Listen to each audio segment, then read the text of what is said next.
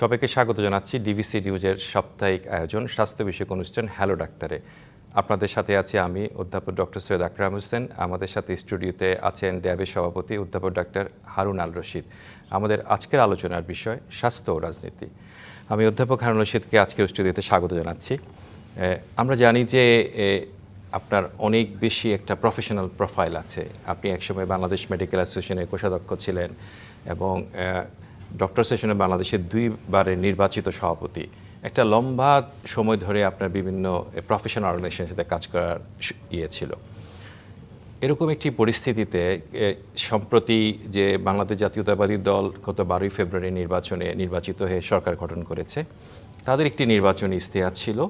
সেই ইশতেহার সম্পর্কে আমরা একটু আলোচনা করব। একজন প্রফেশনাল লিডার হিসাবে আপনার কাছ থেকে আমরা জানতে চাই যে তারা যেই ম্যানিফেস্টোগুলো দিয়েছে সেগুলো ইমপ্লিমেন্টেশনের ক্ষেত্রে কি চ্যালেঞ্জ আছে বা সেগুলো কীভাবে ইমপ্লিমেন্ট করা যেতে পারে।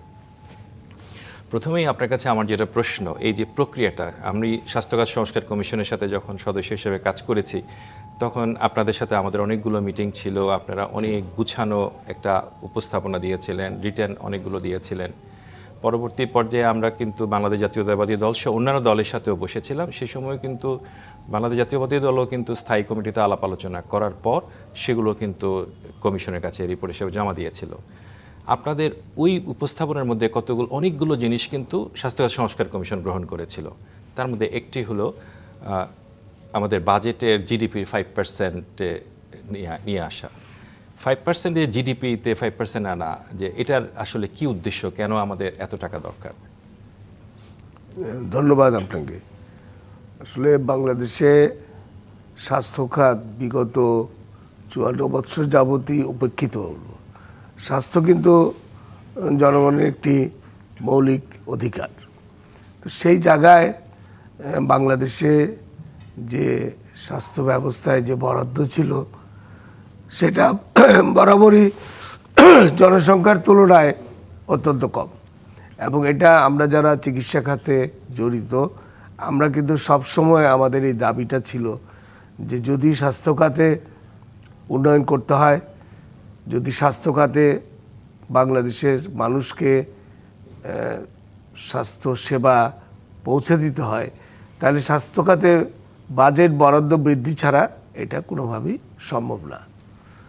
কারণ বাংলাদেশে বর্তমানে বিগত সরকারগুলির আমলে বাজেট বরাদ্দর যেটুক ছিল তার সিংহভাগ 70% বাজেট কিন্তু ব্যয় হতো কর্মচারী কর্মকর্তা তাদের বেতন ভাতা দিই এবং দৈনন্দিন অন্যান্য কর্ম সম্পাদন করার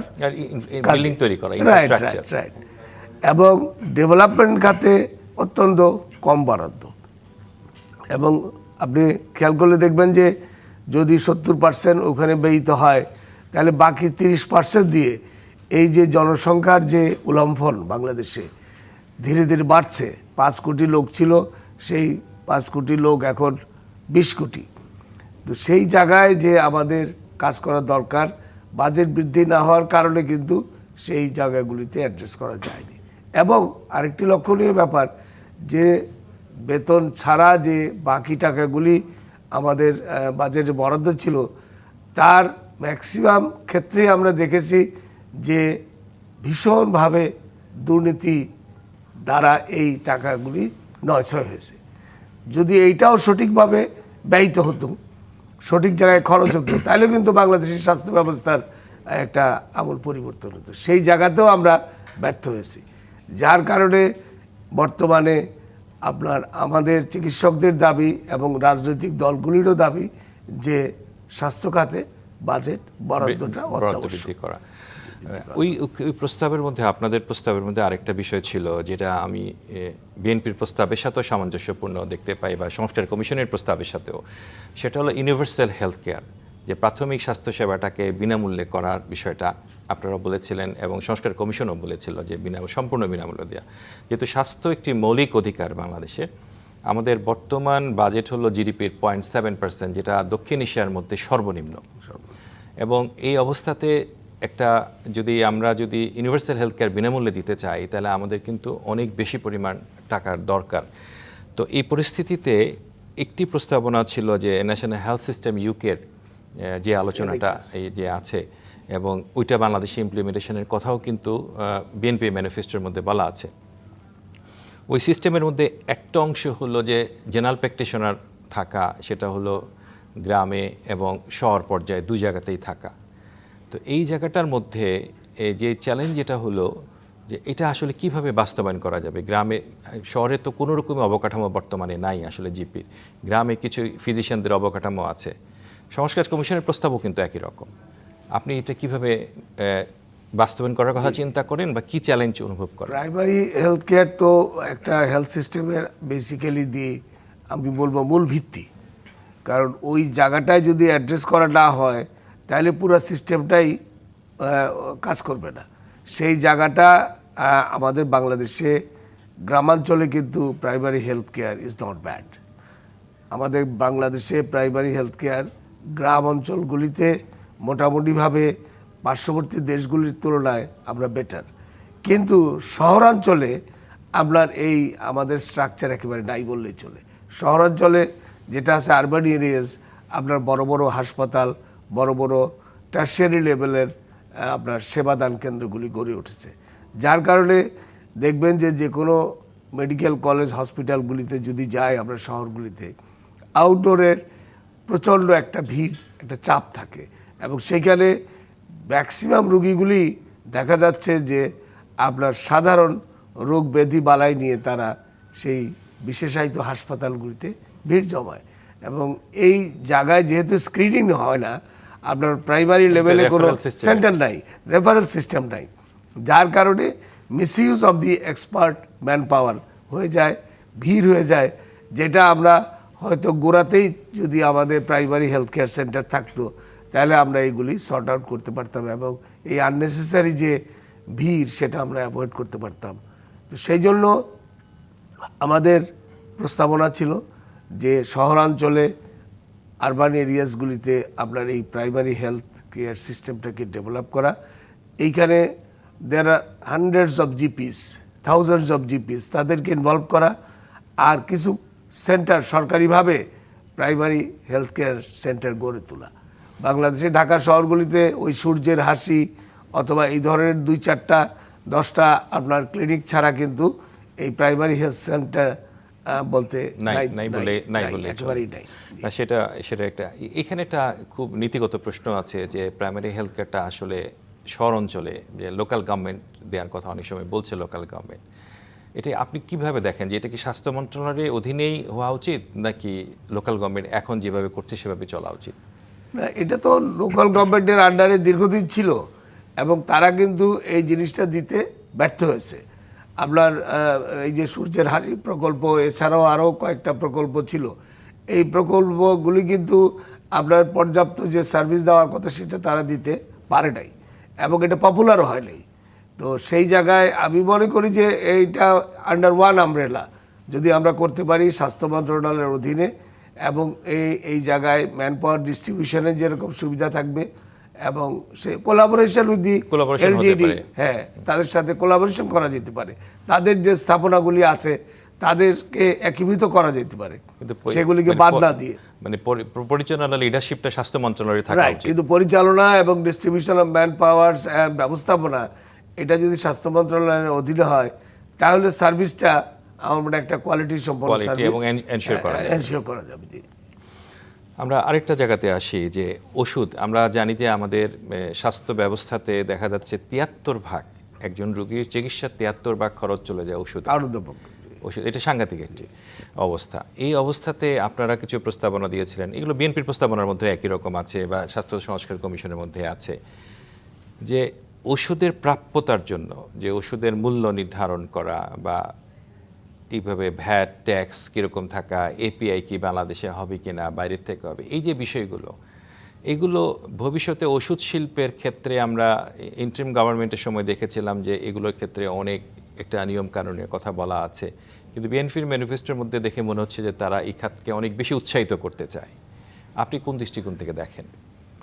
দেখেন, আমি ব্যক্তিগতভাবে যদি বলেন তাহলে আমি মনে করি যে এসেনশিয়াল ড্রাগস যেগুলি জীবন রক্ষাকারী ঔষধ, সেটার মূল্য নির্ধারণের ব্যাপারে সরকারি নিয়ন্ত্রণ ব্যবস্থা অবশ্যই থাকা উচিত। আর না হলে আমাদের মতো গরিব দেশের মানুষ যাদের per capital income below poverty level, তাদের জন্য এই ঔষধ কিনতে গিয়ে আপনি যেটা বলেছেন যে 70% আপনার আউট অফ দ্য পকেট চলে যাচ্ছে, হ্যাঁ। তো সেই জায়গায় আমরা যদি ঔষধের আপনার মূল্য নির্ধারণের ব্যাপারে যদি আমরা কোম্পানিগুলির হাতে ছেড়ে দিই, সেটা ঠিক হবে না। এই জায়গায় সরকার নিয়ন্ত্রণ থাকা উচিত, যাতে করে ঔষধ কোম্পানিগুলিও আপনার লসে না যায়, আবার জনগণের পকেটও আপনার ওইভাবে কাটা না যায়। একটা ভারসাম্য থাকা দরকার। এক্ষেত্রে অনেক দেশ আছে যেখানে সরকার এখানে ওষুধ কিনে থাকে, ভর্তুকি দেয়, সরকারি ভর্তুকি দেয়। যে কোম্পানিগুলো তো প্রাইভেট অর্গানাইজেশন, তারা যে দামে ওষুধ এপিআই কিনবে, যে দামে তৈরি করবে, সেটা জনগণের কাছে তাদের পক্ষে অনেক সময় যদি কঠিন হয় যে ওই একই কম মূল্য দেয়া, সেক্ষেত্রে কি সরকার এখানে ভর্তুকি দিয়ে তাদের কাছ থেকে প্রকিউর করতে পারে কিনা? আমি তো মনে করি যে বাংলাদেশে আপনার যে ইডিসিএল যে ইয়েটা আছে, সংস্থাটা আছে, এসেনশিয়াল ড্রাগস, এইটার আরও ব্যাপ্তি দরকার। যদি এইটাকে কিন্তু একটা পঙ্গু করে রাখা হয়েছে অনেকটা, যে যেই সমস্ত ড্রাগসগুলি আপনার এসেনশিয়াল, জনগণের জন্য অত্যন্ত জরুরি দরকার, এবার তো সেগুলি সরকারি তৈরি করতে পারে, এবং সরকার তৈরি করলে কিন্তু আপনার automatically the price will come down.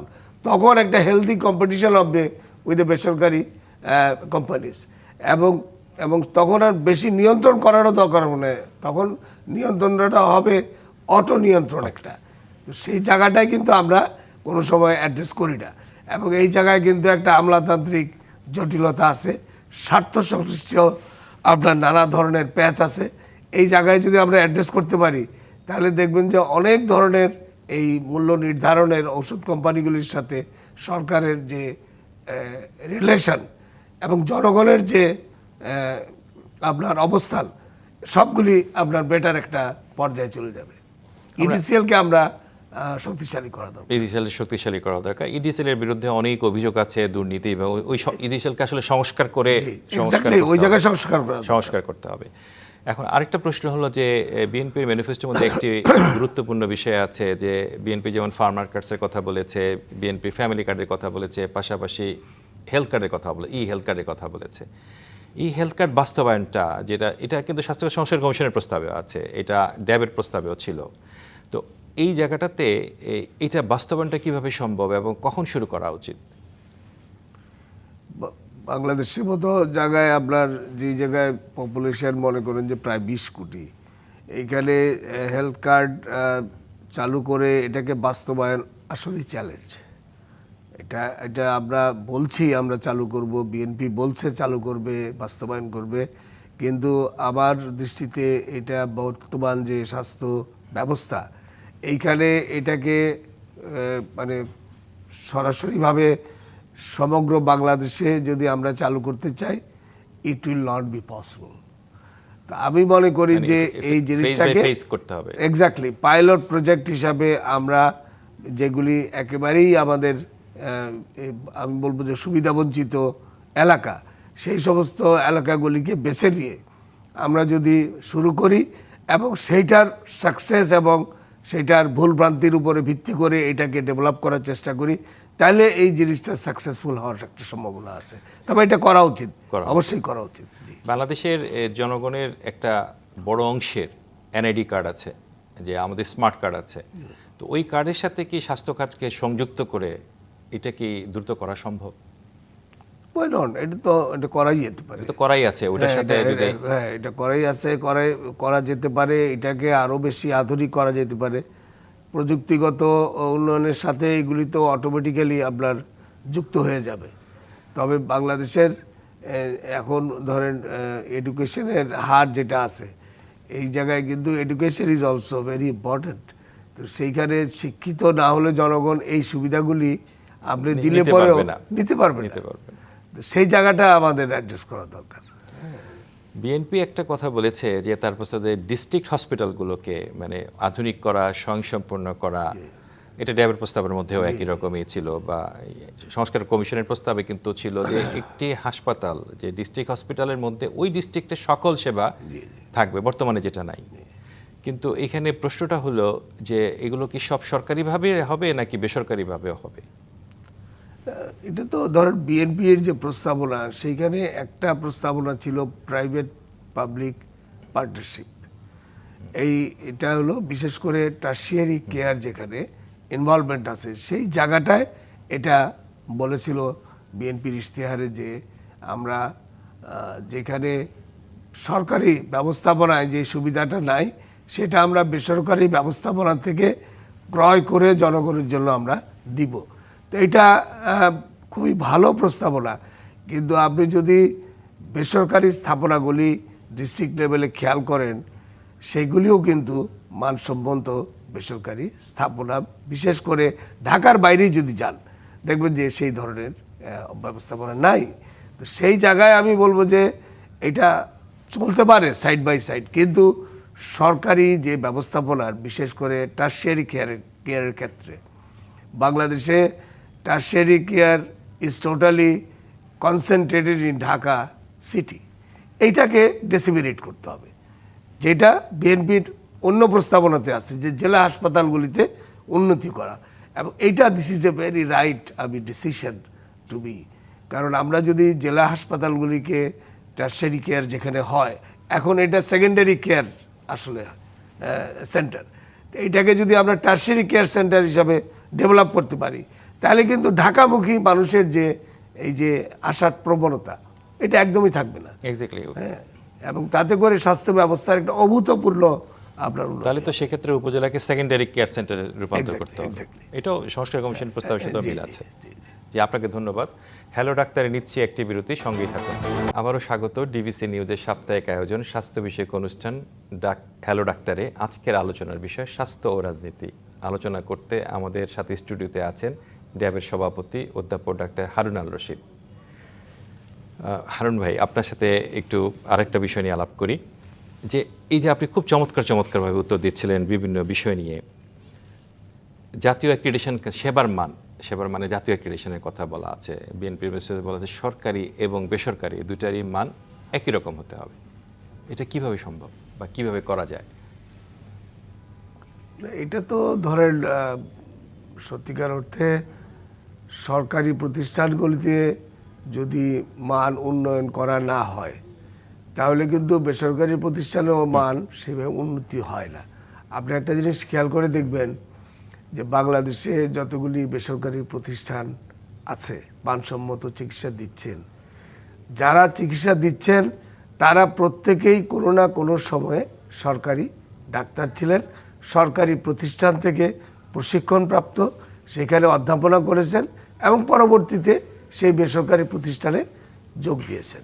মানে আপনার প্রশিক্ষিত ভালো চিকিৎসক, মানসম্মত নার্স এবং টেকনোলজিস্ট যেটাই বলেন ডেভেলপ করতে হলে সরকারি প্রতিষ্ঠানের কিন্তু কোনো বিকল্প নাই। সেই জায়গায় আমাদেরকে কিন্তু মান উন্নতি করতেই হবে, এবং সেই জায়গায় বিশেষ করে বিগত দিনগুলিতে বিভিন্ন কারণে রাজনৈতিক হস্তক্ষেপের কারণে মানের কিছুটা ঘাটতি হয়েছে, এটা অ্যাড্রেস করা দরকার। সরকারি জায়গায় মান উন্নয়ন করলে বেসরকারি মান উন্নয়ন করাটা একেবারেই অটোমেটিক হবে, না হলে ওটা বাঁচতেই পারবে না। তো সেই জায়গায় আমি মনে করি যে এইটা সরকারি প্রতিষ্ঠানগুলির মান উন্নয়নের ব্যাপারে যে সরকারি আসুক অথবা বর্তমান সরকার অবশ্যই খেয়াল করবে, এবং এটা পাশাপাশি দুইটা তখন সাইমালটেনিয়াসলি। মানে আপনি একটা খুব গুরুত্বপূর্ণ কথা বলেছেন যে বিগত সময়ে প্রচুর রাজনৈতিক হস্তক্ষেপ হয়েছিল, অনিয়ম হয়েছিল, কেনাকাটায় অনিয়ম ছিল, প্রকিউরমেন্টের বিষয়টা প্রচণ্ড অনিয়ম ছিল, নিয়োগে অনিয়ম ছিল। এই বিষয়টা বর্তমান সময়ে কেমন হওয়া উচিত বলে আপনি মনে করেন? এটা তো আমাদের যারা আমরা চিকিৎসক তাদের দাবি। বিএনপির ম্যানিফেস্টোতে 1 নম্বর কথা আমি যেটা দেখেছি যে ইশতেহারে যে দুর্নীতিমুক্ত স্বাস্থ্য ব্যবস্থা, এবং খুব গুরুত্বের সাথে বলা হয়েছে, খুবই গুরুত্বের সাথে বলা হয়েছে। তো সেই জায়গাটায় যদি জিরো টলারেন্স না থাকে, আমি আগেই বলেছি যে বরাদ্দের মাত্র 30% ব্যয় হয় এই সমস্ত কেনাকাটা খাতে, সেই জায়গায়ও যদি আবার ব্যাপক চুরি হয়ে যায়, তাহলে জনগণের কাছে কতখানি সেবা পৌঁছতে পারে। তো তো সেই জায়গায় অবশ্যই আপনার দুর্নীতিমুক্ত ই প্রকিউরমেন্ট মানে ই প্রকিউরমেন্ট করা প্রকিউরমেন্ট করা, যারা দুর্নীতি করেছে তাদেরকে শাস্তির আওতায় না নিয়ে আসা। বাংলাদেশে কিন্তু জবাবদিহিতা বলতে নাই একদম। আমরা তত্ত্বাবধায়ক সরকারের সময় কিন্তু অন্তর্বর্তীকালীন দেখি নাই। সরকারের সময় দেখি নাই, কোনো শ্বেতপত্র দেখি নাই, কোনো জায়গায় দেখি নাই। এবং একটা লোক এত হাজার হাজার কোটি টাকা দুর্নীতি হয়েছে আমরা শুনেছি স্বাস্থ্য খাতে, কিন্তু কাউকে আপনার এই স্বাস্থ্য খাতের দুর্নীতির কারণে জেলে দেওয়া হয়েছে অথবা বিচার প্রক্রিয়ায় আছে আমরা শুনিনি, যেটা আমার কাছে খুবই এবং অবাক লাগে। একটা বিষয় প্রকিউরমেন্টের কথা বলেন, নিয়োগের কথাটা আপনি যদি একটু বলেন যে বিগত সময়গুলোতে নিয়োগ কেমন হচ্ছিল, সামনেগুলোতে আসলে কেমন হবে, কিভাবে এটা আপনি নিশ্চিত নিয়োগের ক্ষেত্রে আপনারা আমাদের ইশতেহারেও দেখেছেন যে মেধা শুড বি দি মানে প্রাইমারি ক্রাইটেরিয়া, প্রধান ক্রাইটেরিয়া হইতে হবে মেধা। আপনি যদি মেধার মূল্যায়ন করেন, বিশেষ করে এই চিকিৎসা ক্ষেত্রে, এটা তো একটা টেকনিক্যাল অ্যাসপেক্ট, আমি মনে করি এইখানে যদি মেধাবীকে মূল্যায়িত না করা হয় তাহলে সেই ব্যবস্থাটা টেকসই হবে না। তো সেই জন্য রাজনৈতিক বিবেচনা মাধ্যমে যদি আপনার যে কোনো ক্ষেত্রে এই নিয়োগ এবং প্রমোশনের ক্ষেত্রে একমাত্র রাজনৈতিক বিবেচনায় প্রাধান্য পায়, যেটা বিগত সরকারের আমলে ছিল আপনারা জানেন, যার কারণে কিন্তু স্বাস্থ্য ব্যবস্থাটা এই যে ধ্বংসপ্রাপ্ত হয়েছে। মানে মেরিটোক্রেসি, মাননীয় প্রধানমন্ত্রী তারেক রহমানও কিন্তু মেরিটোক্রেসির উপর সবচেয়ে বেশি জোর দিয়েছেন, বারবার জোর দিয়েছেন। তো মেরিটোক্রেসিকে আমরা প্রাধান্য দিতে চাই এবং এটা চিকিৎসকরা চায়। আমি মনে করি এইখানে এটা it will B a popular decision of আপনার।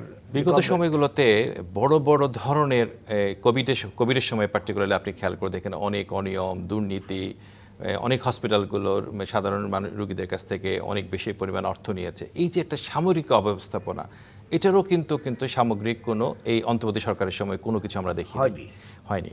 তো এগুলোর ব্যাপারে কি ভবিষ্যৎ যে সরকার আসবে তারা কি কোনো উদ্যোগ গ্রহণ করতে পারে? বা বিশ্ববিদ্যালয়গুলোতেও আমরা দেখেছি যে প্রতিটি প্রক্রিয়া, নিয়োগ থেকে শুরু করে সব কিছুর মধ্যে অনিয়ম ছিল।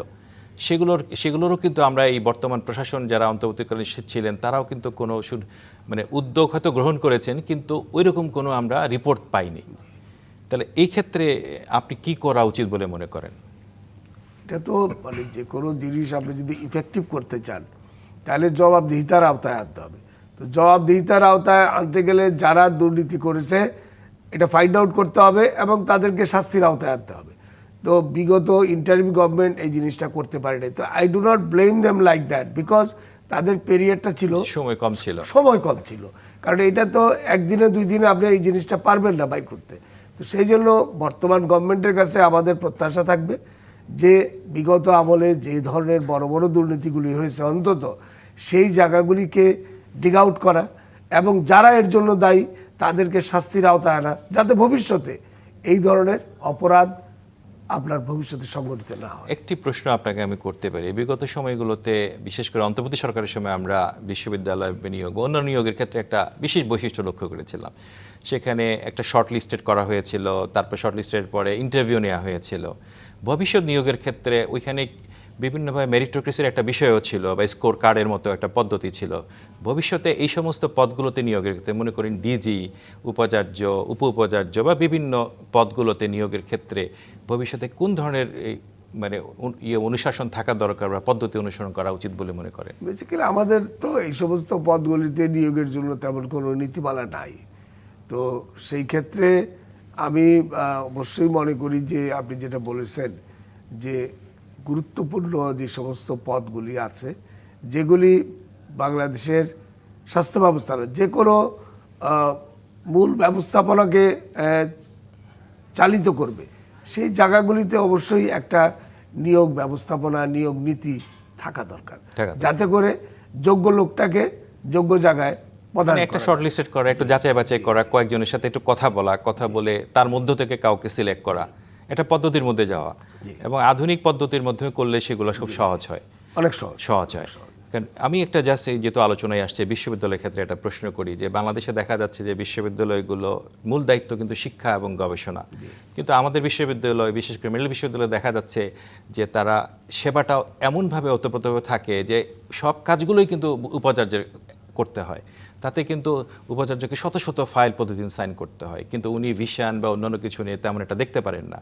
আপনি কি মনে করেন না যে শিক্ষা এবং গবেষণা এবং সার্ভিসগুলোকে একটা কাঠামোর মধ্যে আলাদা করা দরকার? বাংলাদেশে তো ধরেন বিশেষ করে মেডিকেল শিক্ষাটা বিগত আমলে মারাত্মকভাবে ব্যাহত হয়ে গিয়েছে। যদি আন্ডার গ্রাজুয়েট বলেন, আপনি তো যেটা বলছেন স্নাতকোত্তর, আন্ডার গ্রাজুয়েটও তাই, দুইটাই। আন্ডার গ্রাজুয়েটে তো শিক্ষা ব্যবস্থা, মেডিকেল শিক্ষা ব্যবস্থাকে ধ্বংস করে দেওয়া হয়েছে। যে ধরনের চিকিৎসক বেরোচ্ছে তারা মানহীন চিকিৎসক বেরোচ্ছে। কিন্তু তো সেই জায়গায় তো আপনার সাথে আমি একমত যে একটা শিক্ষা ব্যবস্থাকে ঢেলে সাজানো দরকার, বিশেষ করে মেডিকেল শিক্ষা, যেখানে মানুষের জীবন নিয়ে এই আমরা জড়িত। সেই জায়গাটায় মানহীনতা কোনোভাবেই কাম্য হতে পারে না।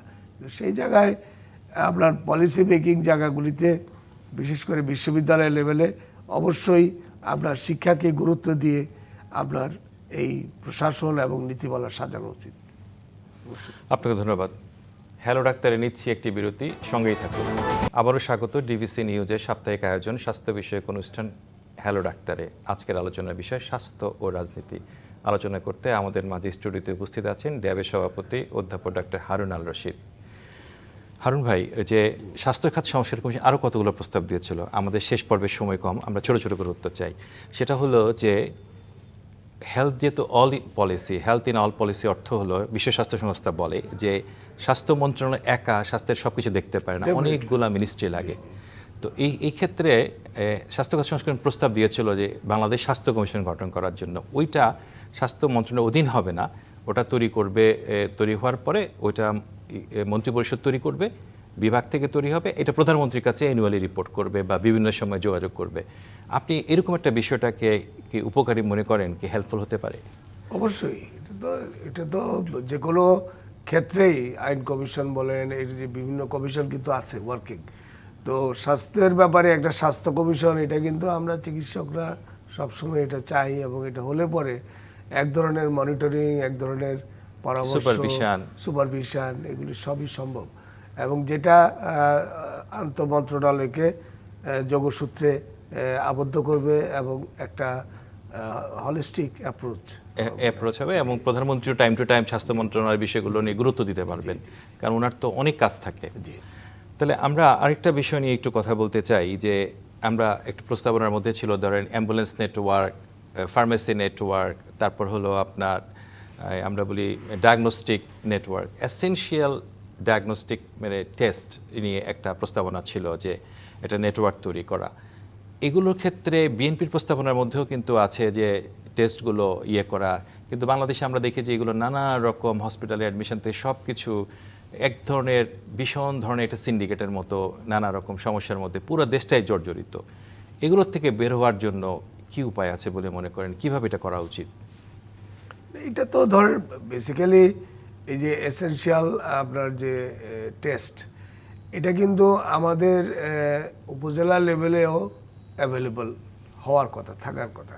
কিন্তু আপনি দেখবেন যে অনেক বড় বড় হাসপাতালে এই অনেক টেস্ট হচ্ছে না।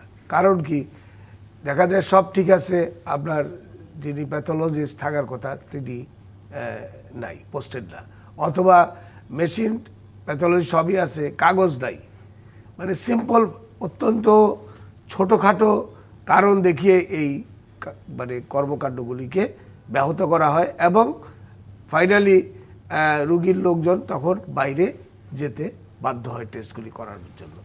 সেই জায়গায় আমি বলবো যে এই জবাবদিহিতা, আমি প্রথম থেকে যেটা বারবার বলছি, যে আপনার প্রপার মনিটরিং, যারা এর দায়িত্বে আছে তাদেরকে যদি আমরা জবাবদিহিতার আওতায় না আনতে পারি, তাহলে আপনার যত কিছুই আমরা করি না কেন, এটা কিন্তু ইফেক্টিভ হবে না। আরেকটা বিষয়, বর্তমান সিস্টেমের মধ্যেই এগুলি সম্ভব করা, কিন্তু এখানে জবাবদিহিতা এনশিওর করতে। আর আরেকটা বিষয় নিয়ে যে ই প্রেসক্রিপশনের কথা বলা হয়েছে বিএনপির প্রস্তাবে, ও টোটাল অটোমেশন, ডিজিটালাইজেশন হেলথ সিস্টেমকে ই প্রেসক্রিপশন প্লাস অ্যান্টিবায়োটিকের অপব্যবহার রোধ করা, এই যে বিষয়গুলো বলেছে, এটা আসলে বাস্তবায়ন করা সম্ভব কিনা, করলে কত সময় লাগতে পারে?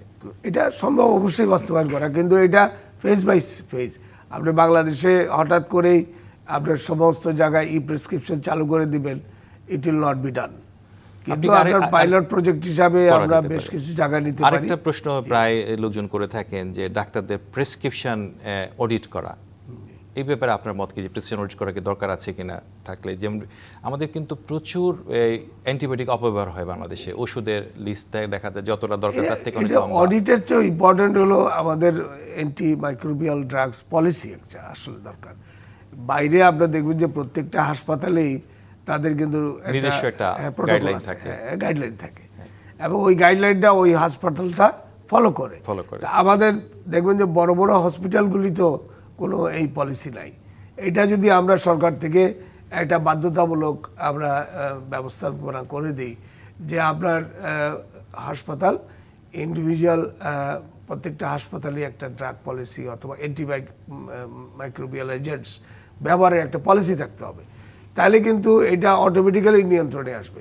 কারণ হাসপাতালগুলিতে চিকিৎসকরা যেভাবে প্রেসক্রাইব করে, বাইরে যখন তারা যায় ওই অভ্যাসটাই কিন্তু থেকে যায়। হ্যাঁ, এবং ওইভাবেই তারা প্রেসক্রিপশনটা লেখে। ওইখানে একটা হসপিটাল ওয়েস্ট ম্যানেজমেন্টের একটা আলোচনা আসছে। বাংলাদেশের হসপিটাল ওয়েস্টগুলোও কিন্তু প্রপারলি নট এট অল কোনো কিছু ঠিকমতো করা হয় না। আরেকটা বিষয় হলো যে স্বাস্থ্য খাতকে কি ঢেলে সাজানো দরকার কিনা।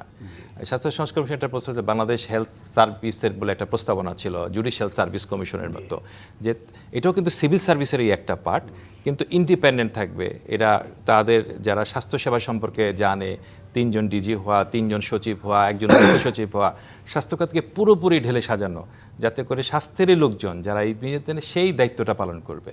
এই ব্যাপারটা কিভাবে দেখেন? তো ধরেন দীর্ঘদিনের আমাদের চিকিৎসকদের দাবি, এবং এই দাবিটি কোনো সরকারই তেমনভাবে কর্ণপাত করে নাই, এবং যার কারণে স্বাস্থ্য ব্যবস্থারও তেমন কোনো কিন্তু উন্নতি হয় নাই। তো এই জায়গাটার পুরোপুরি আমি মনে করি যে আপনার সাথে একমত, স্বাস্থ্য ব্যবস্থাকে ঢেলে সাজানো দরকার।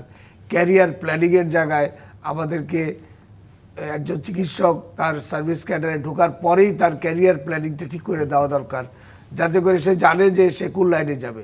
সে শিক্ষকতা করবে, না সে কনসালটেন্সি করবে, নাকি সে অ্যাডমিনিস্ট্রেটিভ লাইনে যাবে। তাহলেই কিন্তু আসলে এই স্বাস্থ্যখাতটা উন্নতি। আপনাকে অনেক অনেক অনেক ধন্যবাদ আজকে স্টুডিওতে আসার জন্য। আপনাকেও অনেক ধন্যবাদ। হ্যালো ডাক্তার, এই ছিল আজকের মতো। ডিবিসি নিউজের সাথেই থাকুন।